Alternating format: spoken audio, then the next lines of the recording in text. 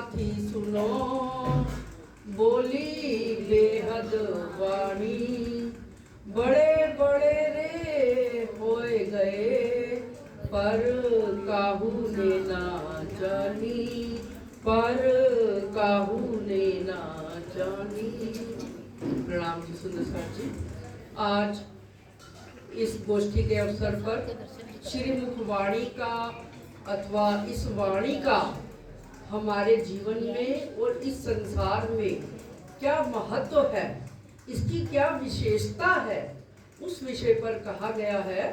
तो मैं अपने विचार प्रकाश हिंदुस्तानी वाणी के प्रकरण 31 के आधार पर मैं कुछ विचार आपके समक्ष रख रही हूँ।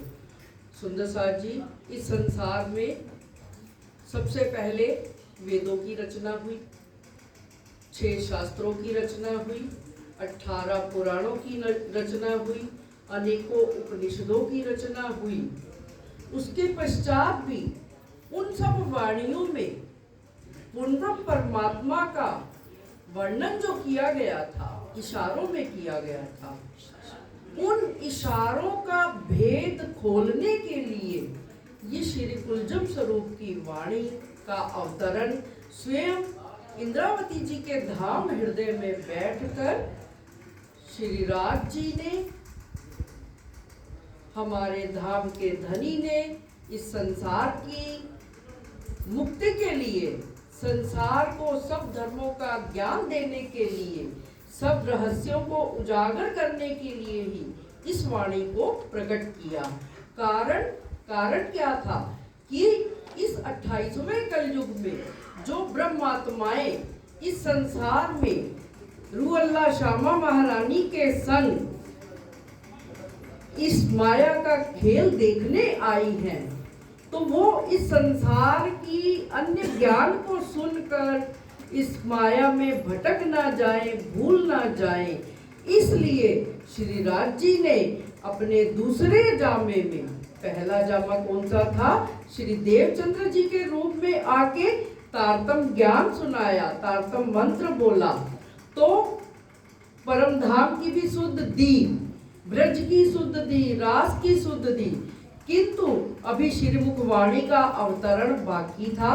इसलिए श्री राज जी ने, क्योंकि ये मनुष्य देह जो है अखंड नहीं है, इस संसार में जो जन्मता है उसे इस संसार की लीला करके पुनः वापस जाना होता है।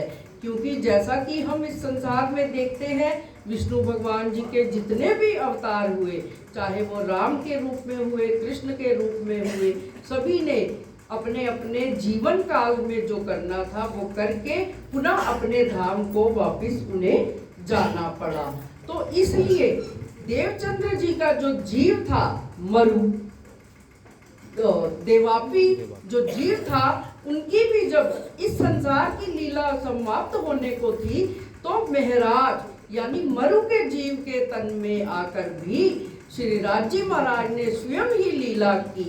यहाँ के आधार पर भले ही हमारे सामने 2 तन हैं, किंतु लीला तो केवल परब्रह्म अक्षरातीत पूर्ण ब्रह्म परमात्मा की ही मानी जाती है, जानी जाती है। तो ये बेहद वाणी क्यों कही गई? संसार जो है 14 लोकों का जो ब्रह्मांड है, 5 तत्व 3 गुण और ये 14 लोक, ये क्षर के ब्रह्मांड के अंतर्गत आते हैं। और इस संसार में जितनी भी वाणियां प्रकट हुई, वो उनका कोई भी शब्द, उनका कोई भी ज्ञान क्षर के परे नहीं जा सकता, क्योंकि महाप्रलय में 14 लोकों का नाश हो जाता है और उसके साथ ही ये सब कुछ भी समाप्त हो जाता है।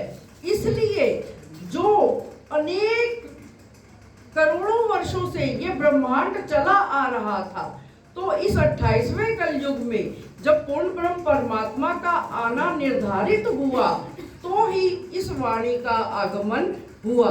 इसीलिए ये चौपाई क्या कही गई कि बेहद के साथी सुनो, क्योंकि किनको कही जा रही है, कही किनके लिए है?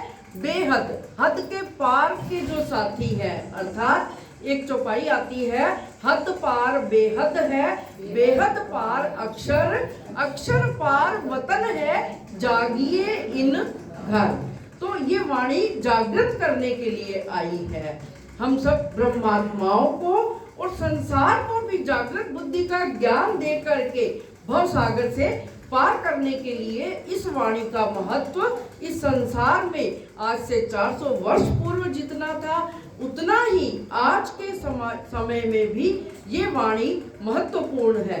इसलिए हमें अन्य सारे काम छोड़कर, अर्थात दुनिया के काम तो हम जो करते ही हैं, उसके अतिरिक्त हमें इस महत्वपूर्ण वाणी को पढ़कर और उसे जन जन तक पहुंचाने के कार्य में अपना सहयोग करना चाहिए। क्योंकि इस वाणी के लिए बड़े बड़े जो ऋषि मुनि हैं, उन्होंने युगों युगों तक तपस्या की। यहाँ तक कि इस 14 लोकों के ब्रह्मांड के जो स्वामी हैं श्री विष्णु भगवान, उनकी अर्धांगिनी लक्ष्मी जी ने भी इस वाणी को सुनने के लिए तपस्या की, किंतु परम धाम से निस्बत ना होने के कारण वे क्षण तक का ही ज्ञान सुन पाई, आगे का ज्ञान वो सुन नहीं सकी। तो फिर विष्णु भगवान जी ने कहा कि जब मैं पूर्ण ब्रह्म इस संसार में आएंगे तो तुम्हें लीला करके दिखाऊंगा। तो लक्ष्मी जी को ब्रज की लीला के समय वो लीला उन्होंने करके दिखाई, अर्थात संसार को भी आनंद की लीला देनी थी, दिखानी थी और सत्य और असत्य का भेद बताना था। इसलिए ये वाणी प्रकट हुई। ये वाणी बेहद प्रगटी इंद्रावती के मुख, बहुत विधे हम रस पिए बेहद के सुख। क्योंकि सुंदर साथ जी, मूल कारण तो ये है, ब्रह्म सृष्टि को कारण ही इस वाणी का आना हुआ है और संसार को भी इसका फल साथ ही साथ मिलना तय हुआ है। कहती हूँ उम्मत को सुनसी सब संसार, मकसूद तिनका होइसी जो करसी एह विचार। अर्थात जो इन वचनों को सुनेगा तो सारा संसार, किंतु ब्रह्मवतनी जो ब्रह्मात्माएं हैं वो तो एक शब्द से ही समझ जाएंगी, और जो शेष संसार है उनमें से वो ही इस वाणी को समझकर आनंद ले पाएगा, जो इस वाणी का नित्य प्रति मंथन करेगा। या वाणी के कारणे कई करे तब सन्न, या वाणी के कारणे कई पीवे अगिन। सुंदर साथ जी, इसीलिए हमारे लिए ये वाणी महत्वपूर्ण है, क्योंकि आज तक कोई भी इस वाणी को पा नहीं सका। अनेकों ने तपस्या की, अनेकों बर्फ में अपना शरीर गला दिया, अनेकों ने अग्नि में अपने आप को तपा लिया, अनेक साधन किए, किंतु ये वाणी नहीं मिल पाई, किसी को भी ये वाणी प्राप्त नहीं हो सकी। यहाँ तक कि भागवत के रचना करने वाले सुखदेव जी भी निस्बत ना होने के कारण उस अखंड के सुख से वंचित रह गए, क्योंकि उन्होंने इसी कारण, इसी अखंड के ज्ञान को पाने के कारण ही भागवत की रचना की थी। हालांकि उससे पहले वेद, शास्त्र, उपनिषद, ब्रह्म तत्व के ज्ञान की सारी बातें संसार में जाहिर हो चुकी थी, फिर भी आनंद का रस पाने के लिए ही सुखदेव जी ने इस भागवत की रचना की। तो भागवत की जब वो परीक्षित को सुना रहे थे, ये सब तो हम अनेक बार सुन ही चुके हैं प्रसंग, कि तू राजा में जोगी भया, कहने वाला उठ के गया। परीक्षित जी ने मध्य में वाणी सुनते समय प्रश्न कर दिया था, इसलिए वो मूल रस से, जो परम धाम का अखंड रस का वर्णन होने जा रहा था, उससे वंचित रह गए। क्यों? क्योंकि उनकी मूल की निस्बत नहीं थी। अखंड का सुख उन्हें मिला, रास पंचाध्याय का फिर उन्होंने वर्णन किया, किंतु वो भी प्रतिबिंब लीला का ही केवल वर्णन कर सके, जिसके माध्यम से ब्रह्म सृष्टियों को भी ये पहचान हो सके कि हम ही थे ब्रजरास में, हम ही आए इत, श्यामा जी आए जित, रूहें भी आया तित। क्योंकि हम सब अपनी मूल, अपनी आराध्या श्यामा महारानी के साथ इस खेल में अवतरित हुए, क्योंकि उमरकोट गांव में ही अवतरित हुए। तो हमारे को तो हमें अपना ये समझना चाहिए कि हमारी निस्बत है, इसलिए आज हम ब्रह्मवाणी पढ़ रहे हैं, उसकी चर्चा सुन रहे हैं और स्वयं भी अध्ययन कर रहे हैं। यह वाणी के कारणे करे कई विदताप, किन एक बूंद ना पाइया, सो मुख ते केते कहूं, हुए जो बिना हिसाब। इस वाणी को प्राप्त करने के लिए ऋषि मुनियों ने अनेक प्रयत्न किए, तो हमें जो सुख मिला है, हम उन सुखों का वर्णन यहाँ की जबान से नहीं कर सकते। सुंदर सार जी, जब वाणी का पारायण भी हम समाप्ति करते हैं, तो भी इस वाणी के महत्व की जो चौपाइयाँ बोली जाती हैं, उनके द्वारा भी इस वाणी का महत्व हमें स्पष्ट हो जाता है। क्योंकि जो दिन रात आठों पहर इस वाणी के संग में रहता है, तो उसे परम धाम के 25 पक्ष दिख जाते हैं, उसे पूर्ण ब्रह्म परमात्मा के चरणों की प्राप्ति हो जाती है, उसके हृदय में स्वयं श्री राजी आकर विराजमान हो जाते हैं। तो यही इस वाणी का महत्व है। और दूसरी बीतक में भी वाणी के महत्व की बात कही गई है। इन वाणी की बरकतें दफे होत सबे बलाए। इस वाणी की बरकत क्या है, शफकत क्या है, कि जो इस वाणी के साथ जुड़ जाता है, उसके ऊपर कोई भी दुनिया का तंत्र मंत्र कार्य नहीं कर सकता। जिसके पास निज नाम है, जिसके पास ये वाणी है, हमें किसी भी तंत्र मंत्र से भयभीत होने की आवश्यकता नहीं है।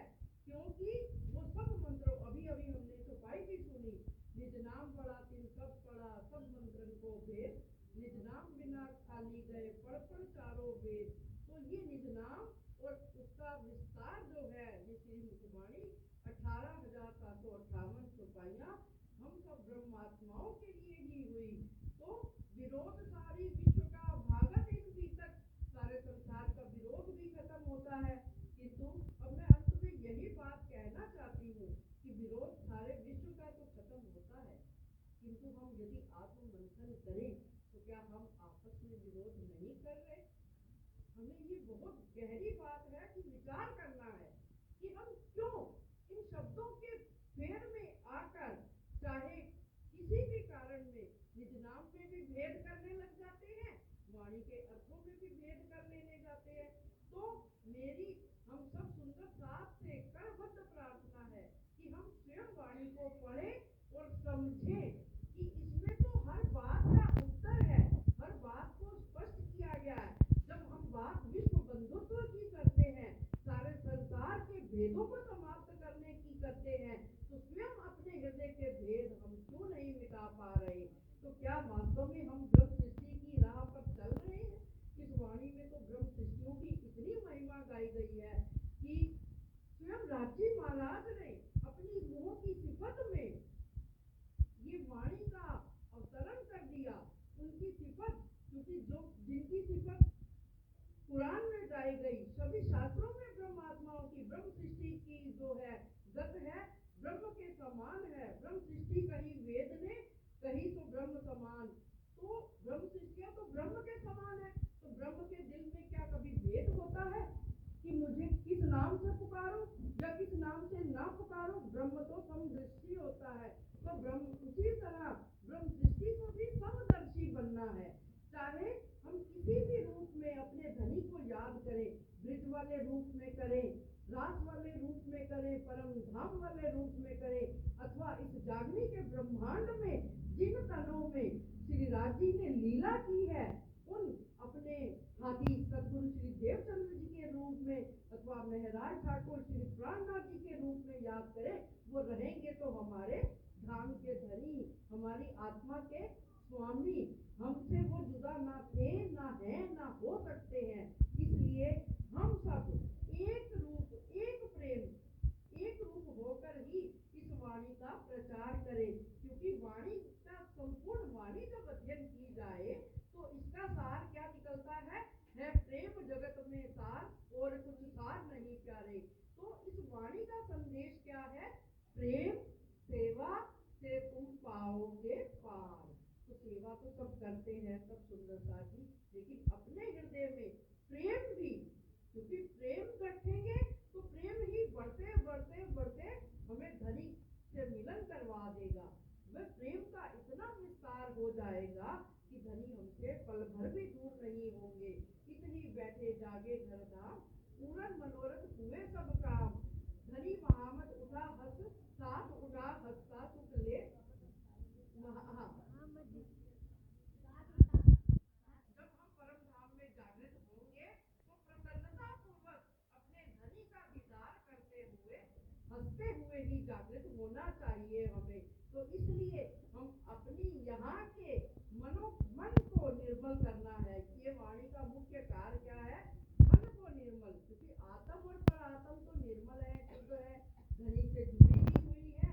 आत्मा ने केवल जीव का संग किया है, तो इसलिए भ्रमित हो रखी है। तो हम अपने उस भ्रम को इस वाणी के द्वारा स्वयं ही दूर करें। वो कहते हैं ना, पंजाबी में एक कहावत मैंने बचपन में सुनी थी, आप न मरिए स्वर्ग न जाइए। यानी जब तक हम खुद नहीं करेंगे, किसी के कहने से नहीं, हम स्वयं जो कार्य करेंगे उसका ही फल हमें मिलेगा। तो क्योंकि कहते हैं ना, ये कर्म प्रधान विश्व रचि राखा, जो जस करे सो तस फल चाखा। तो हमारा कर्म जीव है हमारे साथ, हमें कर्म तो करना है। कर्म क्या करना है? वाणी को पढ़ना है, उसके अर्थ को समझना है। आज तो अनेक भाषाओं में इसकी टीका हो चुकी है, बहुत सरल रूप मिल चुका है। इस वाणी को किस लिए मिला है? धामधनी ने मेहर का दरिया दिल में लिया, तो अपने ही कुछ विशेष ब्रह्मात्माओं द्वारा इस वाणी को पहले तो स्वयं अवतरित करा है और अब उसके टीका, उसके भेद खोलकर बहुत ही सुगम बना दिया है। इसलिए हम श्रीमुख वाणी का पठन पाठन और उसके महत्व को जाने और केवल एक पुस्तक ना समझकर इसमें साक्षात धनी का स्वरूप मान करके सेवा पूजा करें। सेवा पूजा के अलावा जब तक हम स्वयं पढ़ के अपने अंदर नहीं धारण करेंगे, तब तक इसका महत्व हमें समझ नहीं आएगा। बोलिए श्री प्राणनाथ प्यारे की जय। बोलिए श्री सतगुरु महाराज की जय।